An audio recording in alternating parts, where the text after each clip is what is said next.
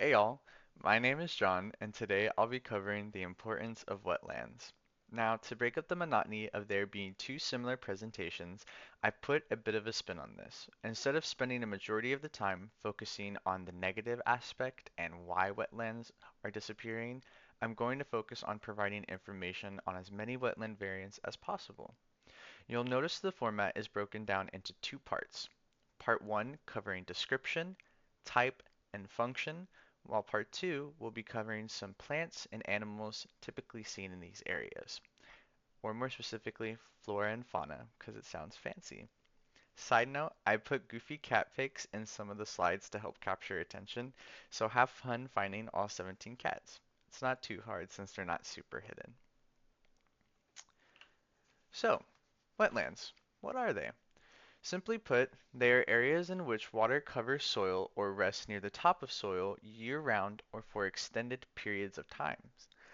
Wetlands are defined by the Calverton system, which breaks them down into five major categories.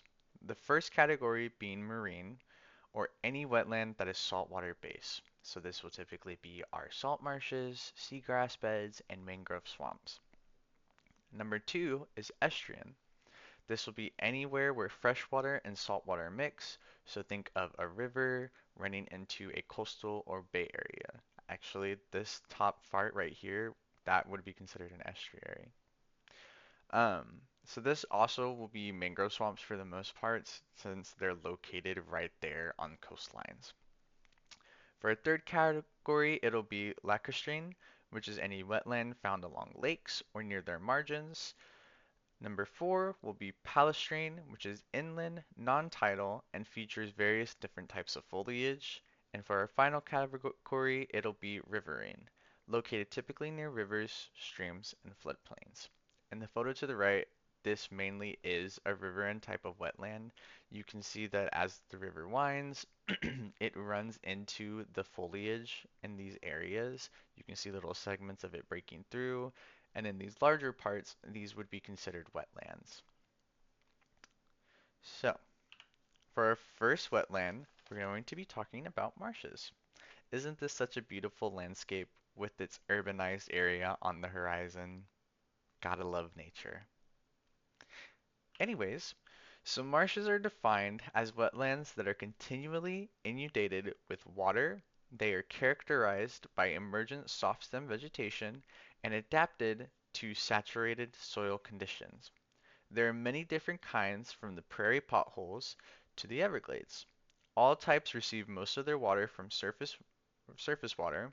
Their nutrients are plentiful and their pH is usually neutral. Now, with that being said, the two main categories of marshes are non-tidal and tidal. The top right, being a non-tidal marsh, just means that it's inland and it has fresh water, and the bottom right being a tidal marsh, which means it's near the coast or on the coast and it has salt water. For function, if I can turn the page of my script, they steadily recharge groundwater supply, which helps provide support during droughts. They moderate stream flow, which helps reduce flood damage, helps filter down sediments and pollutants, and on top of this, certain vegetation and microorganisms also consume excess nutrients, such as nitrogen and phosphorus. So some flora that we will see in marshes are going to be the common cattail, picklery weed, saltgrass, woody glasswort, and beech tea. For some fauna we'll see in marshes, there will be muskrats, minks, the clapper and the great egret. For our first two plants, this top one right here in the corner is going to be beech tea, followed by the common cattail. And then for animals, this guy in the center is a muskrat, followed by a mink, and lastly the great egret. Funny enough, there is a relationship in these photos. Muskrats use cattails to make their burrows slash dens. Furthermore, minks are the natural predators of muskrats. Both of these animals are quite adept when it comes to traversing water. This is why their fur is dense and it looks this way when they're both wet and dry. So next is going to be swamps. When I first found this photo, it was very late at night, and I had a long 5-minute debate with myself whether or not this was a real photo of a swamp or if it was AI generated slash CGI. It's real. Found that out after continuous research, but it's just a funny little tidbit there.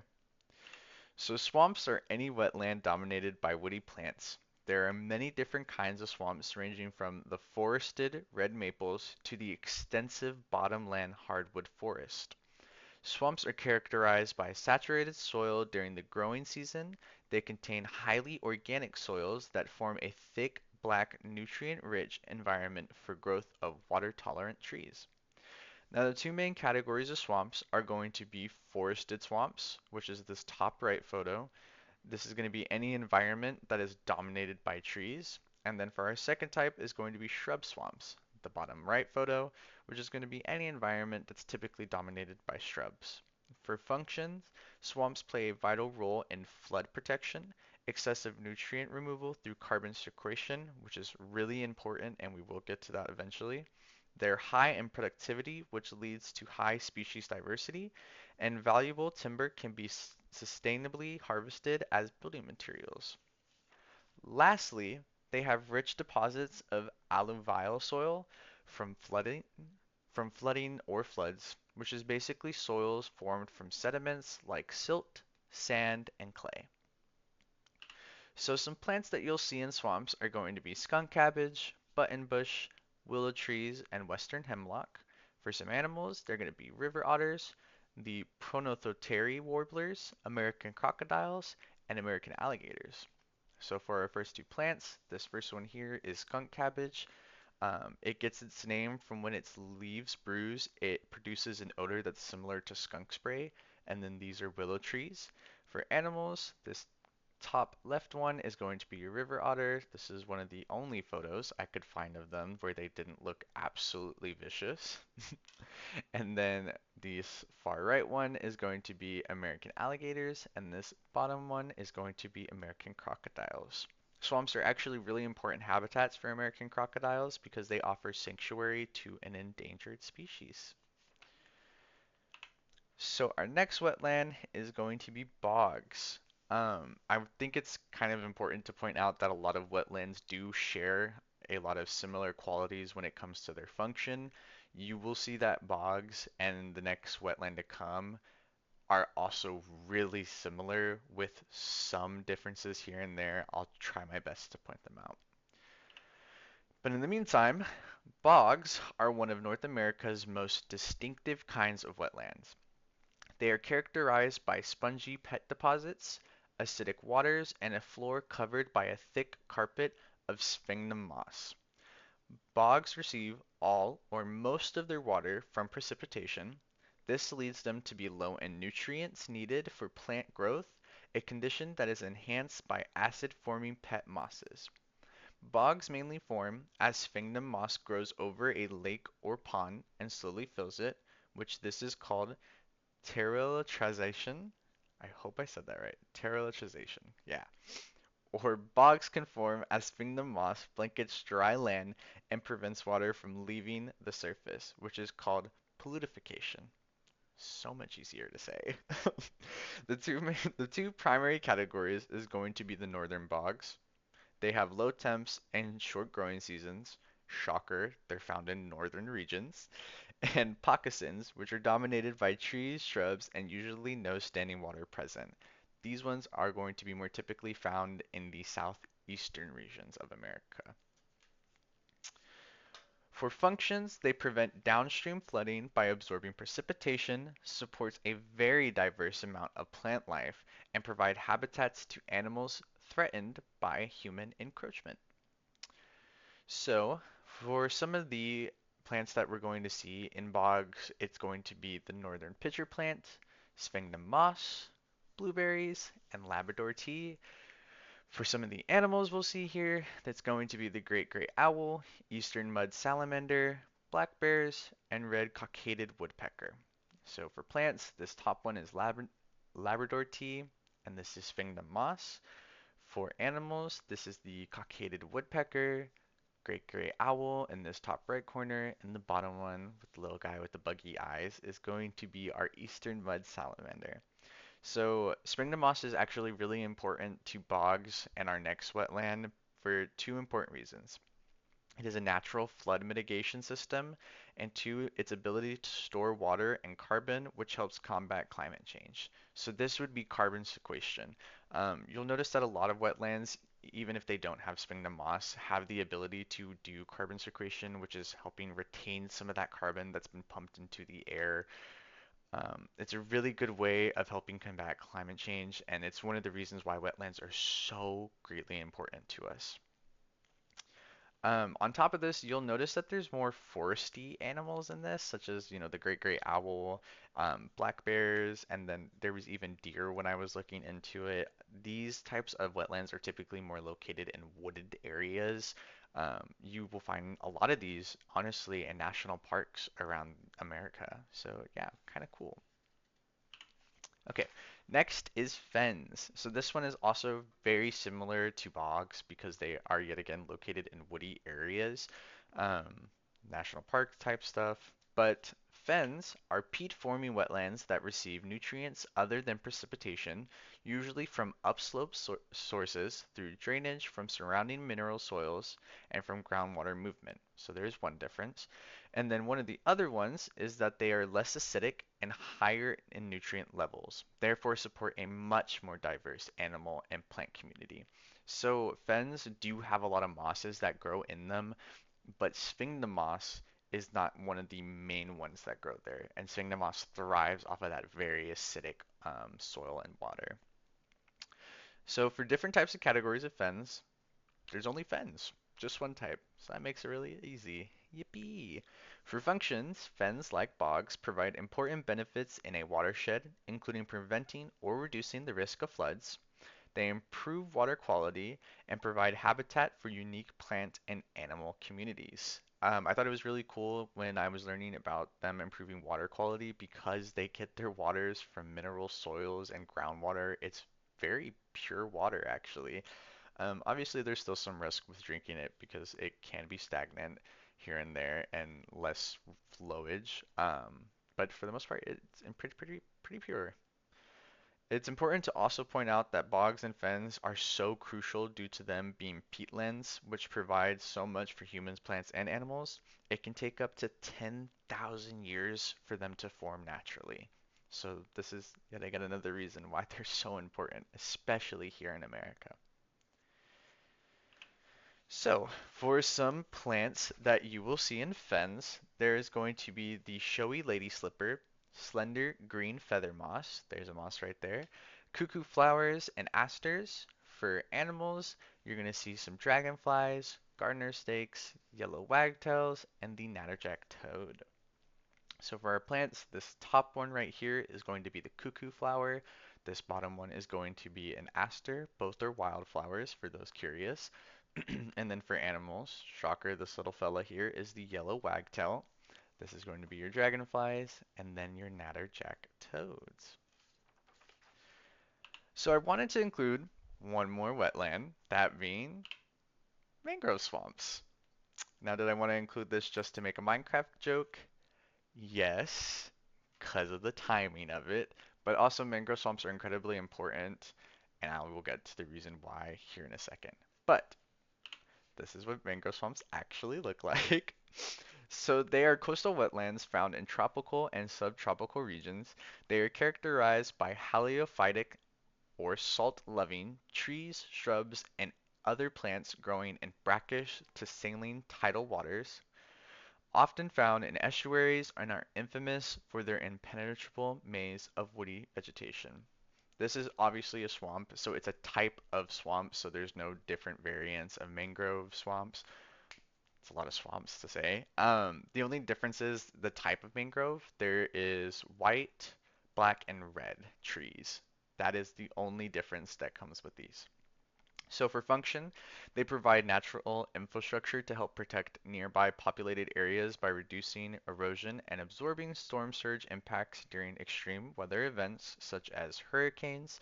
Their dense roots help bind and build soils, and above ground roots slow down water flows and encourage sediment deposits. So this is the other reason why I wanted to cover mangrove swamps. They're incredibly important to coastal regions.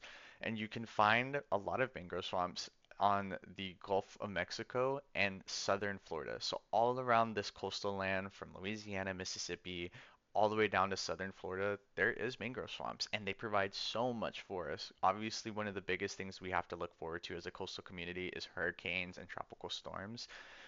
Mangrove roots are one of our first lines of defenses, actually. They really do help with those storm surges and preventing flooding with how complex their roots and the trees are. So yeah, that's the other reason. So some plants that you're going to see in mangrove swamps is going to be shoregrass, worm vine orchids, golden leather fern, and perennial glasswort. For animals that you'll see in mangrove swamps, they're going to be the great white heron, mangrove root crabs, possum pipefish or opossum pipefish for those people out there, and the mangrove terrapin. It's important to point out here also that this little guy is going to be a mangrove root crab. They're kind of considered the natural caretakers of mangroves since they like to eat a lot of the leaf litter and organic material produced by the mangrove roots. So they make sure to keep the environment kind of cozy and tidy in that aspect. But for the plants, this top left one is going to be shortgrass, followed by the worm vine orchid. Yet again, little friend here is the mangrove root crab, followed by the mangrove terrapin, and lastly, the possum pipefish. It was really hard to find a clear photo of these guys in their natural habitat because they blend in really, really well with their surroundings, so I did have to find one of them in a enclosure. But they're really long, slender, with brown markings. They are greatly hidden with their camouflage. So, moving forward, unfortunately, we do have to touch home on one of the more negative aspects of this presentation, which is the factors affecting wetland loss. So, some of those are deforestation, loss of carbon sequestration, urban development causing fragmentation, loss of biodiversity, agricultural intrusion, pollution, and climate change. What's even worse is a lot of these go hand in hand. It's almost like a domino effect of doing one will cause others to happen.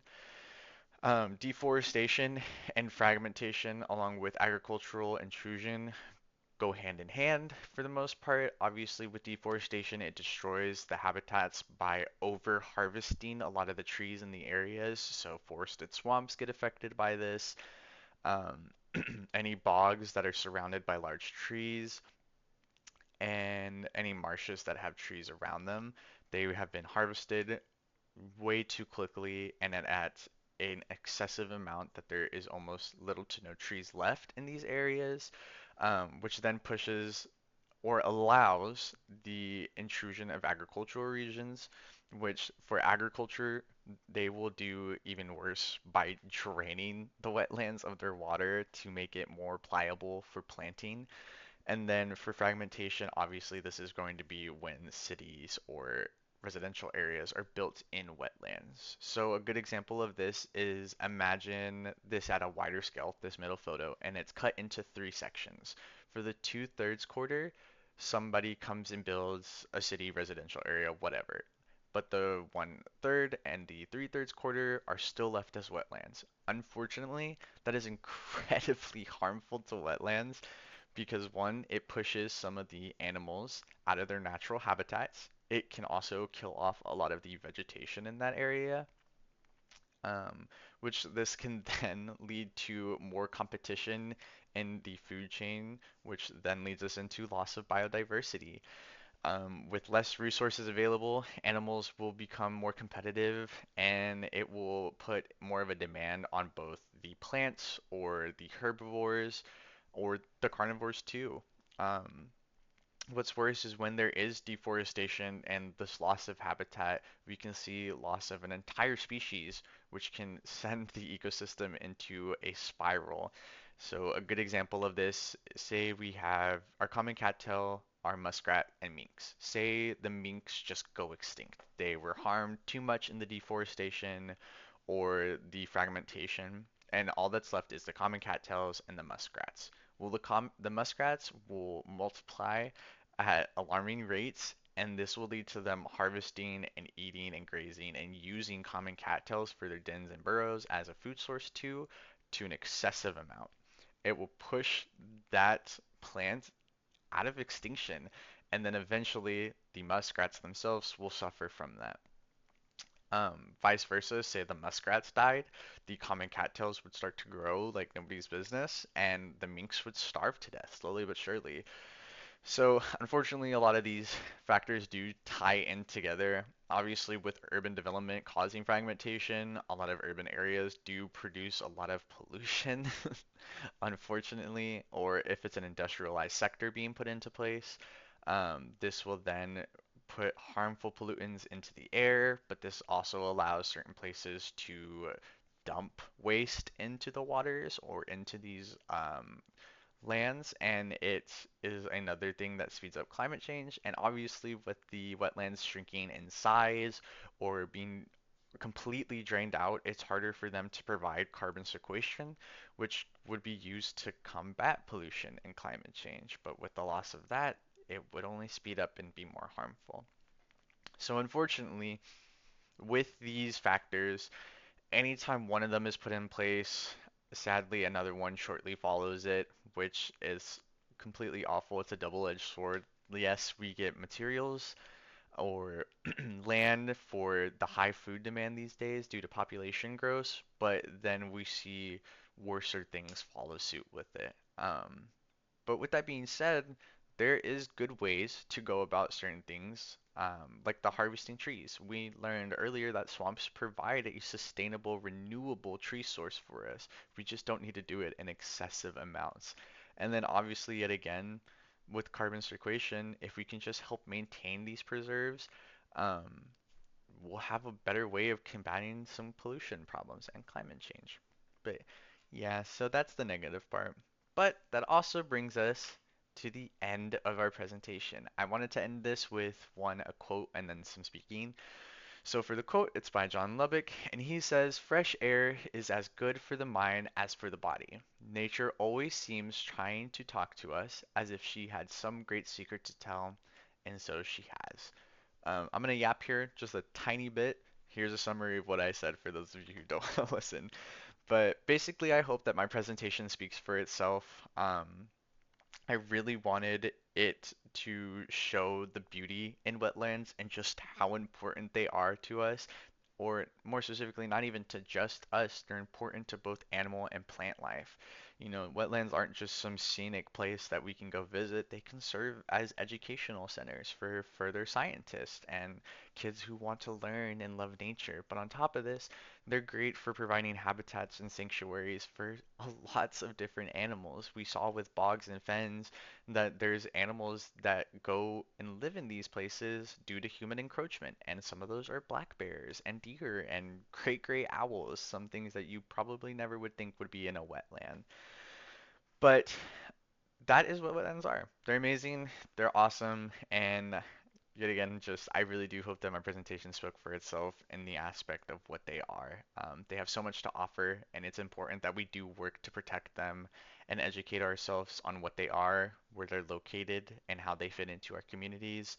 Obviously, they provide a lot to us humans if you want to talk about the individualistic part of it, which is carbon sequestration, but also some renewable sources of materials that we can use.